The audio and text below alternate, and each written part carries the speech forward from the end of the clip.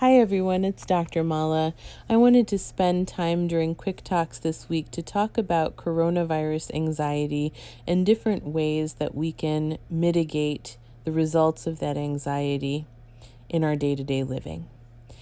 First and foremost, it's important to recognize the impact that anxiety has on our nervous systems and how that can then get translated to not only other people who are around us, but also to the children who might be in our environments as well.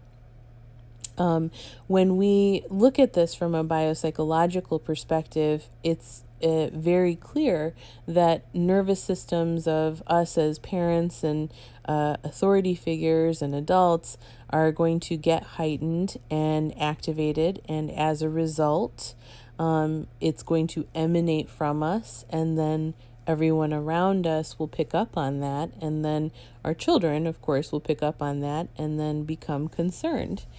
While we can't necessarily get rid of the transmission of our own anxiety, we can certainly try to calm it down and mitigate it. And a few tips that I would like to offer are the following to help with mitigating it. First of all, we can try to manage our own nervous systems, and really simply taking a moment to breathe when you're feeling keyed up and anxious, slowing down your breath. Grounding exercises as simple as just feeling your feet on the ground can go a long way towards reclaiming what you're feeling and interpreting as out of control and nervousness. These are also activities and tools that you can educate your children to as well. Next is, of course, having honest conversations with our children. And also amongst each other. Kids hear their grown-ups talking and they pick up on the worry. And if we're being secretive on top of all of that, then managing fears becomes something they feel they have to do alone. So to let them know that we're here, right? We want to reinforce the fact that we have the space that's safe to be able to talk with one another, and that we'll answer questions to the best of our ability and in the most appropriate way possible. But in doing so, we can also gear our conversation towards teaching our kids what they can do. And this takes me to tip number 3, being able to take action in a situation where you feel usually threatened is gonna definitely make us feel better, because it gives us a sense of regaining control. So tip number 3 is having conversations directed towards what we can do right now. So, focusing on things and reinforcing concepts like proper hygiene, hand washing, helping ourselves by distraction with something that's calming, like reading a book or meditating or breathing, are all helpful ways of redirecting that anxious energy and taking back control.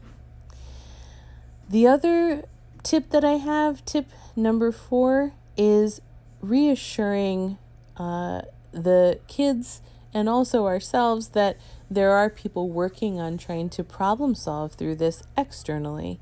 There are people who are learning about the virus on a daily basis, and there are new developments that are occurring every day. And it's important to remember that while this situation seems permanent, it is actually, in fact, not, and that there will be an end to the severity of this, where we will be able to embrace coping mechanisms and cures, hopefully, one day. If not, then definitely ways to get through everything it is that comes from the virus, but also dealing with our own anxiety and issues related to the same, as we are doing right now. The final tip that I have for you is reducing anxiety and exercising with fresh air. And for situations where maybe mobility might be an issue and you are truly homebound, it goes a long way to just open up the window and feel the fresh air, even if it's for a minute to 5 minutes. When you pair that activity with a grounding exercise or with a deep breathing exercise, then it goes a long way as well. So getting up and moving, of course, it's a great tool to exercise or move around and get some circulation going. But if you're in a situation where you don't have that ability, you can still reinforce the positive aspects of fresh air by just cracking that window open and pairing it with a beautiful deep breathing exercise. So to end this week's Quick Talk session, I wanted to take you through a deep breathing exercise that helps with reorienting your nervous system back to a place of calm. And it's what I call the 777 exercise.